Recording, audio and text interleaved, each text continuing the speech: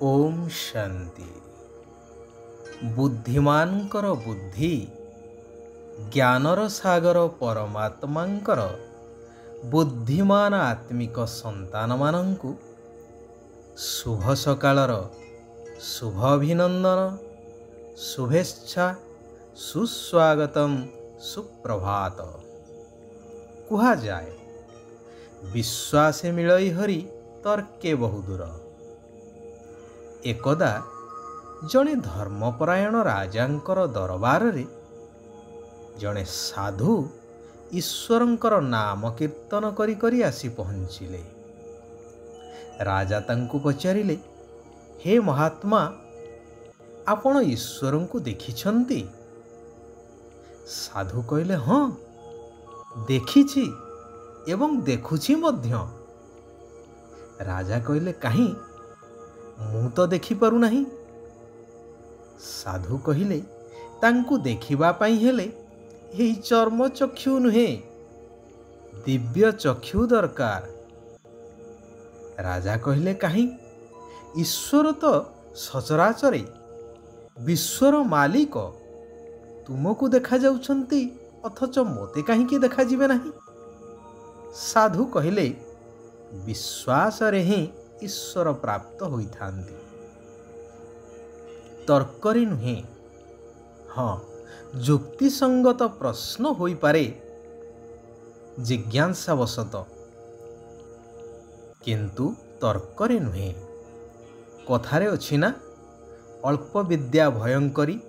आजिर समाज रे कौनसी विषय रे जदि कहार साम्यक ज्ञान रहिछि तेबे सीए महाज्ञानी भली कथा कही भल कथा को मध्य मंदरे अर्थात बिगाड़िबारे लागिछंती, जार परिणाम वर्तमान सचराचर दृष्टिगोचर हुए। तेणु तर्क ठारू दूरे रहिबा उचित। जेहेतु राजा धर्मपरायण थिले, तेणु जुक्ति करी बा जुक्ति करिवार अभ्यास रहिथिला, हेले तांकर उद्देश्य भिन्न थिला। ज्ञान आहरण करिवार इच्छा जुक्ति माध्यम रे। तेणु साधु कहिले, आपणଙ୍କୁ मु ईश्वरंकर दर्शन करई देबी सरल उपाय रे। आपण गोटिए क्षीर ग्लास मगांतु। राजांक आदेश मुताबक क्षीर आसिला। साधु कहले, राजन, घी केउथुरु सृष्टि हुए? राजा कहले, क्षीररु। साधु सही क्षीर ग्लास को देखई कहले, ताहले आपण मते क्षीर रे घी केउठी अछि देखई परिबे? जेतेबेले कि यह सत्य कि क्षीर रे ही घी अंतर्निहित अछि। राजा कहले, यह कौन संभव?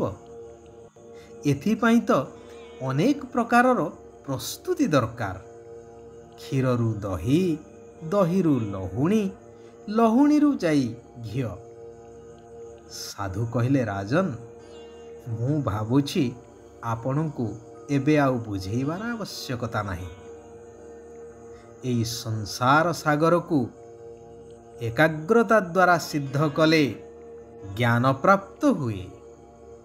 ज्ञान को मंथन कले दिव्य बुद्धि रूपक लहुणी प्राप्त हुए, एवं दिव्य बुद्धि को जोग रूपक अग्नि रे सिद्ध कले दिव्य दृष्टि द्वारा ईश्वरंकर साक्षात हेई थाए। कारण ईश्वर हेउछंती निराकार, शून्य शून्य महाशून्य, शून्य मध्ये निरंजन, निरंजन मध्ये ज्योति, सज्योति भगवान। तांकु देखिबाकु हेले दिव्य नेत्रर बा ज्ञान नेत्रर आवश्यकता रहिछि। ताहा द्वारा ईश्वरंकु आमे सबु समय रे सबु स्थान रे अनुभव करि परिबा, किंतु यार अर्थ नुहे ईश्वर सर्वव्यापी बा सर्वविद्यमान। जेपरि क्षीर रे घी सर्वत्र न थाए, किंतु क्षीर रे ही घी अंतर्निहित, यह सत्य। ଏହି କଥାରୁ ଆମକୁ ଶିକ୍ଷା ମିଳେ ଈଶ୍ୱରଙ୍କର ବାସ୍ତବ ରୂପ ଏବଂ ଉପସ୍ଥିତି ବିଷୟରେ। ତେବେ ଯୁଗ ଯୁଗ ଧରି ବିଭିନ୍ନ ଶାସ୍ତ୍ର ପୁରାଣ ପଢ଼ି ପଢ଼ି ଗୁରୁ ଗୋସାଇଁ ଆଦିଙ୍କ ମତରେ ଚାଲି ଚାଲି ଆମର ବୁଦ୍ଧି ଏପରି ହୋଇଯାଇଛି, ଏପରି ଭ୍ରମିତ ଅବସ୍ଥାରେ ଅଛି ଯେ ବୁଦ୍ଧି ଏହି ସତ୍ୟତାକୁ ସହଜରେ ଗ୍ରହଣ କରିପାରୁନାହିଁ। ସେଥିପାଇଁ ଭଗବାନ କହୁଛନ୍ତି, ମଧୁର ଆତ୍ମିକ ସନ୍ତାନଗଣ, ତୁମକୁ କାହା ସହିତ ଅଧିକ ଯୁକ୍ତିତର୍କ କରିବାର ଆବଶ୍ୟକତା ନାହିଁ। କେବଳ ନିରାକାର ଶିବ ବାବାଙ୍କର ପରିଚୟ ସମସ୍ତଙ୍କୁ ଦେଇ ଚାଲ ଯୁକ୍ତିଯୁକ୍ତ ଭାବରେ। ଯେଉଁମାନେ ବାବାଙ୍କର ଶ୍ରୀମତରେ ଚାଲୁଛନ୍ତି, ପବିତ୍ରତାର ମଜବୁତ ରାକ୍ଷୀ ବାନ୍ଧିଛନ୍ତି, ସେମାନଙ୍କର ନିଶ୍ଚୟ ରହିଛି ଯେ ଆମେ ବେହଦର ବାବାଙ୍କ ଠାରୁ ନିଶ୍ଚୟ ନୂତନ ବିଶ୍ୱର ସମ୍ପତ୍ତି ପ୍ରାପ୍ତ କରିବୁ। ଏହିପରି ନିଶ୍ଚୟ ବୁଦ୍ଧି ପିଲାମାନେ ହିଁ ସୁପୁତ୍ର ଅଟନ୍ତି। ଆଉ ଯେଉଁମାନେ ମନ ମତରେ ଚାଲୁଛନ୍ତି, କେବେ ନିଶ୍ଚୟ ତ କେବେ ସଂଶୟ, ଏହାରି ଭିତରେ ରହୁଛନ୍ତି, ପ୍ରତିଜ୍ଞା କରି ମଧ୍ୟ ପ୍ରତିଜ୍ଞାକୁ ଭାଙ୍ଗି ଦେଉଛନ୍ତି, ସେମାନେ କୁପୁତ୍ର। ସୁପୁତ୍ରମାନେ ବାବାଙ୍କର ପ୍ରତ୍ୟେକ କଥାକୁ ମାନି ଚାଲନ୍ତି। ତେବେ ବାବାଙ୍କର ପ୍ରଥମ ମତ ହେଲା, ହେ ମୋର ପ୍ରିୟ ସନ୍ତାନମାନେ, ଏବେ ପ୍ରତିଜ୍ଞା କର, ସଚ୍ଚା ରାକ୍ଷୀ ବାନ୍ଧ, ବିକାରୀ ମନୋବୃତ୍ତିକୁ ସମାପ୍ତ କର, ଦେହ ଅଭିମାନକୁ ଛାଡ଼ି ଦେହୀ ଅଭିମାନୀ ଅର୍ଥାତ୍ ଆତ୍ମ ଅଭିମାନୀ ହେବାକୁ ପଡ଼ିବ। ସେଥିପାଇଁ ନିରନ୍ତର ଅଭ୍ୟାସର ଆବଶ୍ୟକତା ରହିଛି। ବାବାଙ୍କ ଶ୍ରୀମତରେ ଚାଲି ସୁପୁତ୍ର ସନ୍ତାନ ହୁଅ। ଜ୍ଞାନ ଅମୃତ ନିଜେ ପାନ କରିବା ସହିତ ଅନ୍ୟମାନଙ୍କୁ ମଧ୍ୟ ପାନ କରାଇ ଚାଲ। ନିଜ ଭିତରେ ଜ୍ଞାନର ସୁଗନ୍ଧକୁ ଧାରଣ କରି ସୁଗନ୍ଧିତ ଫୁଲ ହେବାକୁ ପଡ଼ିବ।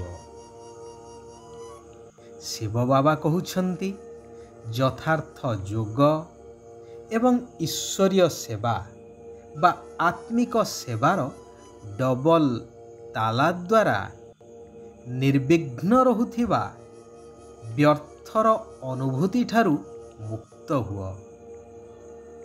ମାୟାର ପ୍ରବେଶ କରିବାର ଯେଉଁ ସବୁ ଦ୍ୱାରମାନ ରହିଛି, ସେଗୁଡ଼ିକୁ ଯୋଗ ଏବଂ ସେବାର ଡବଲ ତାଲା ଲଗେଇ ଦିଅ। ନିଃସ୍ୱାର୍ଥ ସେବା କରିଚାଲ, ଶକ୍ତିଶାଳୀ ଯୋଗ କରିଚାଲ। ଶକ୍ତିଶାଳୀ ଯୋଗ ଅର୍ଥାତ୍ ନିଜକୁ ଆତ୍ମା ନିଶ୍ଚୟ କରି ନିରାକାର ପରମାତ୍ମାଙ୍କ ସହିତ ନିରନ୍ତର ବୁଦ୍ଧିର ଯୋଗକୁ ଲଗାଇ ରଖିବା। ମୁଁ ଆତ୍ମା ଜ୍ୟୋତି ସ୍ୱରୂପ ଏବଂ ବାବା ନିରାକାର ଜ୍ୟୋତି ସ୍ୱରୂପ ସର୍ବଶକ୍ତିମାନ। ଏହି ସ୍ମୃତିରେ ନିରନ୍ତର ରହିବା ଆବଶ୍ୟକ। ନିମିତ୍ତ ହୋଇ ଏହି ଶରୀର ବା କର୍ମେନ୍ଦ୍ରିୟ ଦ୍ୱାରା କର୍ମ କରିଚାଲିବା ଆବଶ୍ୟକ। ଘର ଗୃହସ୍ଥରେ ରହି ସଂସାର ସମ୍ଭାଳି ସବୁଥିରୁ କିନ୍ତୁ ବୁଦ୍ଧି ସହିତ ଅଲଗା ରହିବା ଆବଶ୍ୟକ। ମୁଁ ଏବଂ ମୋର ବାବା ତୃତୀୟ କେହି ନୁହେଁ। ସ୍ନେହ ଏବଂ ସନ୍ତୁଳନ ହିଁ ସଫଳତାର ଅନୁଭୂତି କରେଇଥାଏ। ଏହି କଥାର ରହସ୍ୟକୁ ବୁଝି ନିଜକୁ ସେହିଥିରେ ହିଁ ପରିଚାଳିତ କରିବା ଆବଶ୍ୟକ। ଆଚ୍ଛା, ସାରା ବିଶ୍ୱର ଆତ୍ମାମାନଙ୍କର କଲ୍ୟାଣ ହେଉ। ସମସ୍ତେ ସୁଖ ଆଉ ଶାନ୍ତିର ଅନୁଭବ କରନ୍ତୁ। ସର୍ବେ ଭବନ୍ତୁ ସୁଖିନଃ। ଓମ୍ ଶାନ୍ତି। ओम शांति। ओम शांति।